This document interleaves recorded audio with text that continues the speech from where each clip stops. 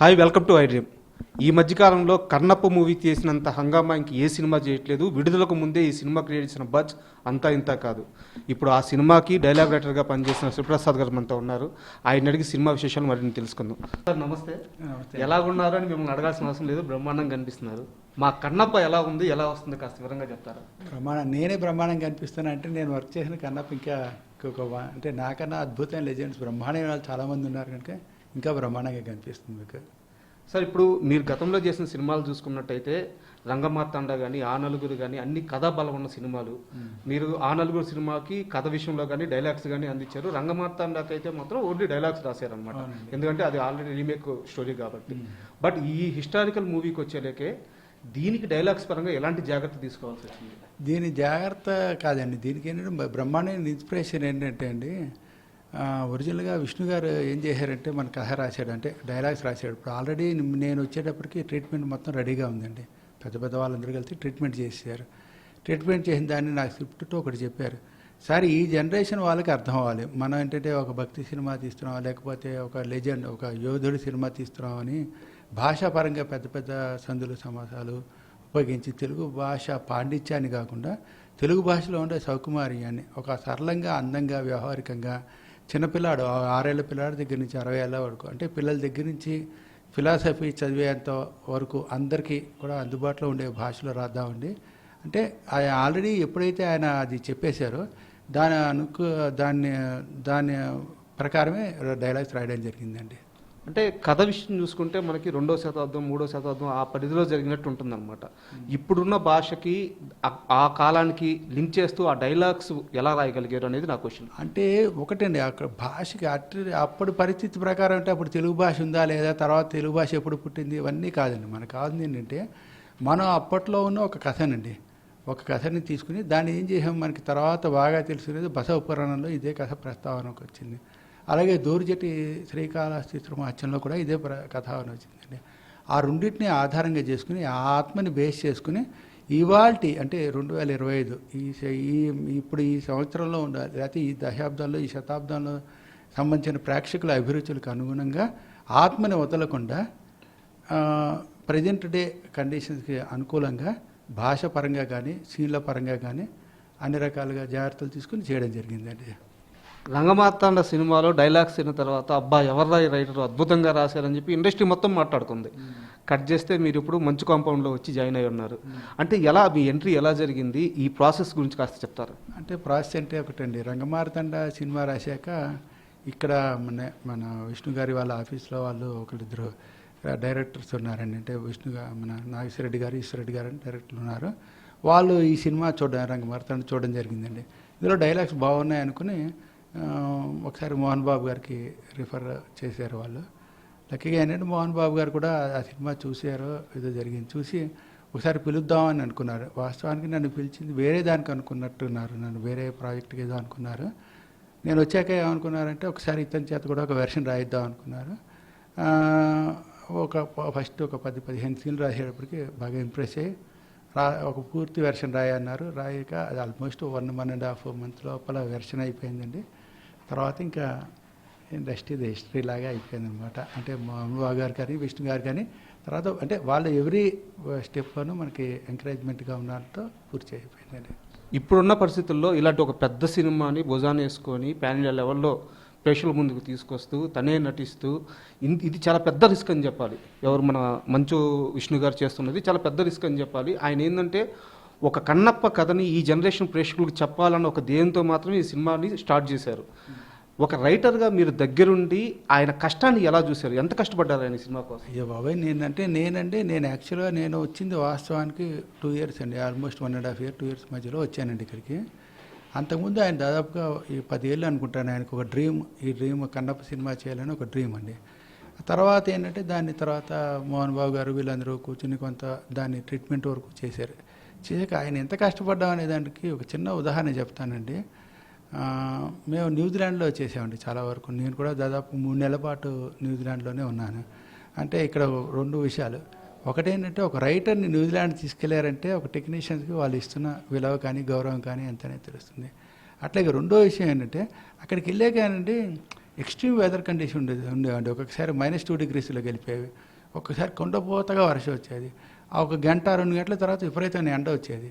ఈ ఎండ అంటే మనం పర్వాలేదండి, టెక్నీషియన్స్కి ఏంటంటే మనం మామూలుగా ఎక్కడొక్కడ స్వెటర్స్ అవి వేసుకుని అవన్నీ వేసుకుని ఉండేవాళ్ళం.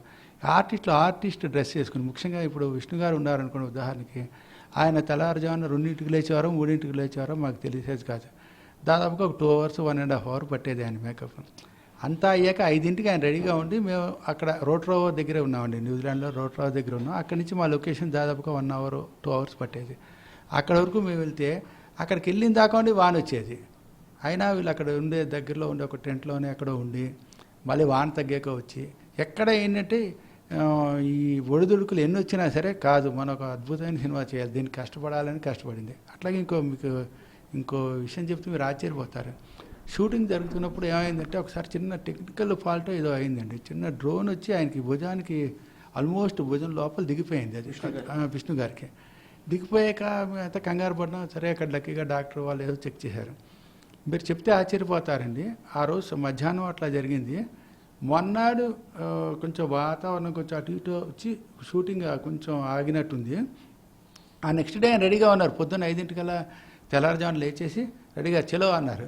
మేము ఆశ్చర్యపోయాం. సార్ మీకు దెబ్బ అంటే లేదండి మనం చేయాలి అంటే, అలాగని ఏదో కాంప్రమైజ్ అయ్యి పూర్తి చేసేద్దామని చేయలేదండి.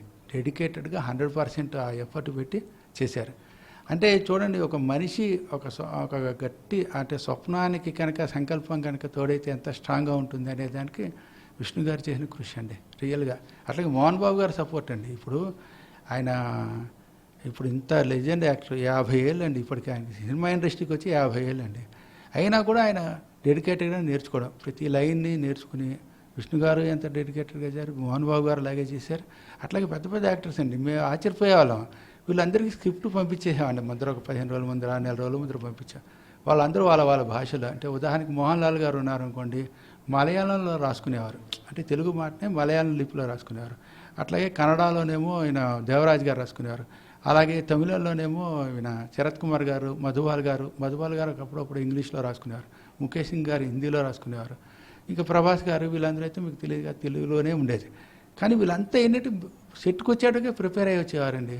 అక్కడ ఏమైనా చిన్న మార్పులు చిన్న ఏమైనా ఆ సందర్భానికి అనిపిస్తే చేయడమే. కానీ అండ్ చేయడానికి కూడా మనకు బ్రహ్మాండమైన సపోర్ట్ ఏంటంటే, మనం ఒక అక్షరం రాశాక విష్ణు గారికి చూపెట్టి బాగుందండి, మనం అనుకున్న స్టాండర్డ్స్లో మనం అనుకున్న రకంగా వచ్చింది అని వెంటనే ఇమీడియట్గా మన మోహన్ బాబు గారి దగ్గరికి వెళ్ళి మోహన్ బాబు గారు చూసి కరెక్టే బాగుంది అంటే, కరెక్ట్గా మాలో మేము ఆయనకేంటే అద్భుతం డైలాగింగ్ కదండి ఆయన. అంటే నేను యాజ్ రైటర్గా నాకు ఆ మాట వాక్యం బాగున్నట్టు అనిపిస్తుంది. కానీ ఒక ఆర్టిస్ట్ నోటి మాట వచ్చేటప్పుడు ఆ మాట ఎలా ఉంటుంది అది నేను అంటే మేము జడ్జి చేయగలుగుతాం, ఒక 70% జడ్జి చేయగలుగుతాం. కానీ ఆయనకున్న అనుభవంతో ఇది ఎంతండి, ఆయన 100% జడ్జి చేసి చదివారు. ఒక్కొక్కసారి నాకు ఆశ్చర్యం అనిపించేది, మనం రాసిన డైలాగ్ ఆయన చదువుతుంటే బ్రహ్మాండంగా ఉండేది, మనకేంటి నార్మల్గా అనిపించేది. అంటే చూడండి వాళ్ళ అంటే ఆర్టిస్ట్లో ఉన్న ఒక్కొక్కరికి ఒక కళ ఉంటుంది. కానీ అల్టిమేట్ వీళ్ళతో వర్క్ చేయడమే మన అదృష్టం అండి. సినిమా అనౌన్స్ చేసినప్పుడు అందరూ ప్రభాస్ గారు అంటే శివుడు రోల్లో చేస్తారని చెప్పి అనుకున్నారు. అయితే రుద్రాగా పరిచయం చేశారు. కానీ పరిచయం చేసేటప్పుడు ఒక మ్యాజిక్ జరిగింది. ప్రభాస్ గారి రోల్ పరిచయం చేస్తూ, రుద్రుడుగా పరిచయం చేస్తూ, త్రికాల మార్గదర్శకుడు, శివాజ్ఞ పరిపాలకుడు, ప్రళయకాల రుద్రుడు అని చెప్పేసి ఒక ట్యాగ్ లైన్స్ ఇచ్చారనమాట. అవి చూడంగానే ఆ రోల్లో ఉన్న ఇంటెన్సిటీ అర్థమైపోయింది ప్రేక్షకులకి. సో వాళ్ళందరికీ ఒక హై వచ్చేసింది అనమాట. ఆ ట్యాగ్ లైన్స్ రాయడం ఎలా జరిగింది అంటే, అది ట్యాగ్ లైన్స్ అంటే ఆ క్యారెక్టర్ పరంగా రాశారండి ట్యాగ్ లైన్స్. అయితే బేసికల్గా ఏంటంటే అండి, ఇప్పుడు మీరు అందులో ఆ ట్యాగ్ లైన్లో చెప్పినవన్నీ ఉన్నాయి. ఎందుకంటే ఒక మోహన్ బాబు గారి క్యారెక్టర్తో ఆయన ఇంటరాక్షన్ ఉందండి. అంటే ఈ సినిమా కాంబినేషన్లో మోహన్ బాబు గారు, ప్రభాస్ గారి కాంబినేషన్ కొన్ని సీన్లు, విష్ణు గారు ప్రభాస్ గారు కొన్ని సీన్లు, హీరోయిన్ ప్రభాస్ గారు కొన్ని సీన్లు. అంటే ఇవన్నీ ఏంటంటే ఒక్కొక్కళ్ళండి ఒక పూర్తి పాండిత్యం, అద్భుతమైన అవగాహన ఉన్న వ్యక్తి ఎలా ఉంటారు అనే ఆయనతో ప్రభాస్ గారి ఇంటరాక్షన్. ఒక యోధుడు, ఒక టోటల్గా నాస్తికుడు అయిన వాడు ఆస్తికుడిగా మారే పరిణామ క్రమంలో ఎలా ఉంటుందనేది విష్ణు గారితో ఇంటరాక్షన్. ఒక టోటల్గా ఒక అమాయకమైన భక్తితో ఉండే ఒక ఆడపిల్లతో, ఒక ఇంటి ఇలాలతో ఎలా ఉంటుంది అనేది. అంటే ఏంటి, ఒక 3 డైమెన్షనల్ అనుకోవడం ఎంతకన్నా ఎక్కువేమో అంత అద్భుతంగా ఉంటుందన్నమాట. అన్ని రకాల నవరసాలు ఈ 3 క్యారెక్టర్లతో ఇంటరాక్షన్లో జరుగుతుంది మీకు. అంటే ఇప్పుడు మనం ప్రభాస్ గారిని, మోహన్ బాబు గారిని మనం బుజ్జిగాడులో చూస్తున్నాం. వాళ్ళిద్దరు బాండింగ్ కానీ అల్టిమేట్గా ఉంటుంది అనమాట. ఈ సినిమాలో వాళ్ళిద్దరు కాంబినేషన్లో ఎన్ని సీన్లు ఉండబోతున్నాయి, వాళ్ళిద్దరు జర్నీ ఎలా ఉండబోతుంది? మీకు ఇద్దరూ పోటాపోటీ పడ్డారండి. చాలా సీన్లు బాగా మంచి సీన్లే ఉంటాయి, చాలా సీన్లే ఉంటాయి. అట్లాగే అంటే కాంబినేషన్కి మీకు తెలియదు ఏమంటే ఇద్దరు ఆన్ స్క్రీన్ ప్రెజెన్స్ ఇద్దరిది గొప్పగా ఉంటుంది కనుక చాలా బాగుంటుంది. ఇద్దరు పోటాపోటీ పడ్డారు, చాలా చిత్రంగా మీకు అద్భుతం అనిపిస్తుంది ఆన్ స్క్రీన్. తాజాగా చూసుకుంటే ఇప్పుడు మనకి చావా మూవీ వచ్చి అద్భుతమైన కలెక్షన్స్ రాబడుతుంది. ఆ హైందవ ధార్మికంలో ఉన్న గొప్పతనాన్ని తెలియజేస్తూ చెప్తున్న చిత్రం అది. మనకి కన్నప్ప నుంచి వచ్చేలోకి కూడా అలాంటి ఎలిమెంట్స్ కనిపిస్తూ ఉన్నాయి. సో దీన్ని హిందూ ధర్మం పరిరక్షణ కోసం తీసిన సినిమాగా చూడొచ్చా? అలా కాదండి, దీన్ని ఆ రకంగా చూడకూడదు నేను అనుకోవడం. ఏంటంటే ఒక శివతత్వం ఒకటి ఉందండి. శివతత్వం కూడా కాదు, నిజానికి నేను చెప్పాలంటే మీకు ఒక కన్నప్ప అనేది ఒక అద్భుతమైన క్యారెక్టర్ అండి. ఆ తిన్నడు అనే క్యారెక్టర్ ఒక నాస్తికుడు ఆస్తికుడిగా మారాడు, ఒక అటవీ జాతి వాడు నిర్మలమైన శివభక్తుడిగా మారాడు అనేది మనకున్న కథ అండి. దాని రకంగా దీనికి హిందూయిజం అనో ఇంకోటనో మనం చేయాల్సిన అవసరం లేదు. ఇది యూనివర్సల్ అప్పీల్ అండి. ఒక యోధుడు అంటే ఒక పోరాట వీరుడు ఒక యుద్ధంలో ఎంత బాగా పోరాటం చేస్తాడో అలాంటి వాడు ఒక అద్భుతమైన భక్తుడు అయ్యాడు అనుకోండి, ఆ పరిణామక్రమం చాలా బాగుంటుంది కదా. మీకు నాస్తికుడు ఆస్తికుడు అనేది ఒక ఒక ఒక పార్శ్వం అండి దానికి. కానీ ఒక యోధుడు ఒక తన వాళ్ళ గురించి, తన ప్రజల గురించి, తన గూడెం గురించి పోరాటం చేసేవాడు అసలు నిజమైన శివభక్తుడు అయితే ఎలా ఉంటాడు? ఎక్కడైనా సరే అంటే తన వాళ్ళ గురించి ప్రాణాలు ఇచ్చేవాడు దేవుడికే ప్రాణాలు ఇస్తే ఎలా ఉంటుంది, దేవుడికి ఏమైనా చేస్తాడనేది అల్టిమేట్ క్యారెక్టర్ కదా. చివరిగా లాస్ట్ క్వశ్చన్ సార్, ఒక 2 డైలాగులు, ప్రభాస్ గారిది ఏదైనా ఒక డైలాగు, విష్ణు గారిది ఏదైనా ఒక డైలాగు. విషయం అండి, అంటే ఇక్కడ నేను చెప్పడానికి కాదు, ఇక్కడ సమస్య ఏంటంటే అండి చెప్పేసాను అనుకోండి పొడి మాటలా ఉంటాయి. అందులో నేను మామూలుగా నేను మీరు అనుకున్నట్టు రాయడగలుగుతానేమో కానీ చెప్పడం నాకు అది సందర్భం ప్రకారం మీరు చూస్తే అది బాగుంటుంది సార్. అన్ని థియేటర్లోనే అంటారు. అన్ని థియేటర్లో సార్ అలాగే ఈ సినిమాలో విష్ణు గారి అబ్బాయి అభిరామ్ కూడా యాక్ట్ చేశారు. మంచు ఫ్యామిలీ నుంచి 3వ తరం నటుడు ఆయన. మంచు ఫ్యామిలీ నుంచి 3వ తరం నటుడు. సో ఆయన సెట్స్లో ఎలా ఉండేవారు, ఎలా యాక్ట్ చేశారు? చాలా అంటే బాగా విపరీతమైన యాక్టివ్గా ఉండేవాడండి. ఉంటే మాకు ఆశ్చర్యం అనిపించేది, అసలు ఈ అబ్బాయి స్థిరంగా కూర్చుని ఆ సీన్ వచ్చినప్పుడు డైలాగ్ చెప్తాడా చెప్పడా అని చిన్నపాటు డౌట్ వచ్చేది. కానీ సీన్ అన్న వెంటనే వచ్చేసేవాడు. ఎక్కడ టకటక అంటే ఆ లొకేషన్లో టక్కగా ఆడుకుంటుండేవాడు. ఇంక వేరే పిల్లలు కూడా అబ్బాయి ఏజ్ పిల్లలు ఉంటారు కదా, వాళ్ళతో ఆడుకుంటుండేవాడు. టక్కున ఇది షార్ట్ అన్న వెంటనే వచ్చేసేవాడు. వచ్చేస్తే మేము అసలు తెలుగు డైలాగ్ చిన్న చిన్న డైలాగ్సే రాసాం అనుకోండి, చిన్నప్పుడు క్యారెక్టర్ లాగా రాస్తే భలే చెప్పేసేవాడండి. అన్ని డైలాగ్స్ మేము ఆశ్చర్యపోయేవాళ్ళం. అంటే దానికి ఇంకో కారణం కూడా ఉంది. మోహన్ బాబు గారు ఏం చెప్పారంటే అరే అని వాడిని పిలిచి కూర్చోబెట్టి అరే డైలాగ్ చెప్పరా అనేవారు. చెప్తే అతను అబ్బాయి చెప్తుంటే నువ్వు ఇలా చెప్పు ఇలా చెప్పారంటే ఏంటంటే డైరెక్షన్ మోహన్ బాబు గారు చెప్పారంటే అతను చెప్పినట్టు వింటాడు కదా, తాతగారు చెప్పినట్టు వింటారని చేయడం. చాలా యాక్టివ్గా ఉండేవాడు, డైలాగ్ చెప్పేవాడు. ఆశ్చర్యంగా ఏంటంటే ఈ మధ్య చిన్నపిల్లలు ఎవరు ఇంగ్లీష్ లేకుండా మాట్లాడలేవు అనే పరిస్థితిలో చక్కగా తెలుగు డైలాగ్స్ అవి కూడా మేము కొంచెం అప్పుడు ఉన్న చిన్నపాటి పల్లెటూరు స్లాంగ్ లాగా ఉంటుంది, అక్కడ బాగా చెప్పాడు అతను. మామూలుగా మనకు మోహన్ బాబు గారు అంటే క్రమశిక్షణకు మారిపోయారు. సెట్స్లో అభిరామ ఎప్పుడన్నా అల్లరి చేస్తున్నప్పుడు కానీ ఆయన ఆ తాత మనవల బాండింగ్ ఎలా ఉండేది? బాగుండేదండి, భలే తమాషాగా ఉండేది. అంటే ఆ అబ్బాయి ఏంటంటే నేను అదే చెప్తున్నాగా, మీరు షార్ట్ అనేంత వరకు ఆడుతుండేవాడు సార్. షార్ట్ అనేప్పుడు టక్కున వచ్చేసేవాడు. ఆ షాట్కి వెళ్ళే ముందర డైలాగ్ అనేటప్పటికి డైలాగ్ అప్పటికి ప్రిపేర్ చేసేసేవారు మోహన్ బాబు గారు. ఈ డైలాగ్ చెప్పరా చెప్పరా చెప్పరా అంటే 4-5 సార్లు చెప్పేవాడు అబ్బాయి. చెప్పేసి టక్కన పరిగెత్తేవాడు. అంటే స్థిరంగా కూర్చోకుండా చిన్నపిల్లలు చూడండి పరిగెడుతూ ఆడుకుంటుంటారు కదా, అలాగే ఉండేవాడు. షార్ట్ అన్నామంటే అబ్బాయిని తీసుకొచ్చారు, ఎక్కడ ఉండేవాడు అక్కడక్కడ ఉండేవాడు, తీసుకొచ్చి కూర్చోబెడితే మా డైలాగ్ చెప్పేవారు, అనుకున్నట్టు ఎక్స్ప్రెషన్ కూడా బాగా చేసేవాడు అతను. అలాగే మనకి కన్నప్ప సినిమాలో శివ శంకర సాంగ్ రిలీజ్ అయినప్పటి నుంచి విపరీతంగా జనాలు ఆకట్టుకుంటుంది. కన్నప్ప సినిమా మీద బజ్జు విపరీతంగా పెంచేసిన పాట అది. చాలా అద్భుతంగా వచ్చింది. ఆ పాట జర్నీని మీరు దగ్గర నుండి చూసుంటారు కాబట్టి అసలు ఎలా ఆ పాట జర్నీ గురించి చెప్తారు? అంటే పాట జర్నీ అంటే నిజంగా అంటే ఆ పాట రామజోగయ్య శాస్త్రి గారు రాశారండి. అది అంటే అంటే ఆ పిక్చర్ వేసినప్పుడు మీరు చూసి ఉంటారు ఆల్రెడీ. ప్రభుదేవ గారు కంపోజ్ చేశారు. రియల్గా ఏంటంటే అండి అంటే ఇప్పుడు మీరు అడిగారు కనుక దానికి ముందర సీన్ ఏదైతే ఉందో అది ప్రత్యేకంగా విష్ణు గారు ఇష్టపడి రాయించుకునే సీన్ అనమాట. ఇది ఫరెవర్ మిగిలిపోవాలండి అన్నారు. అంటే దాని అంటే ఒక చిన్న హింట్ ఏంటంటే మీకు ఆ పాట ముందర వచ్చే ఒక లీడు ఒక 5 నిమిషాలు అనుకోండి, 3-4 నిమిషాలు 5 నిమిషాలు అనుకుంటుంది. మీరు అల్టిమేట్గా ఒక ధ్యానంలోకి వెళ్ళిపోతారు, అది మాత్రం గ్యారంటీగా చెప్పగలుగుతాను. సో అలాగే ఇప్పుడు మనం చూసుకుంటే చావా మూవీ రిలీజ్ అయ్యి విపరీతమైన కలెక్షన్లు సాధిస్తుంది. హిందువులందరూ గర్వంగా థియేటర్లో రొమ్ము విడుచుకొని చూస్తున్న సినిమా అది.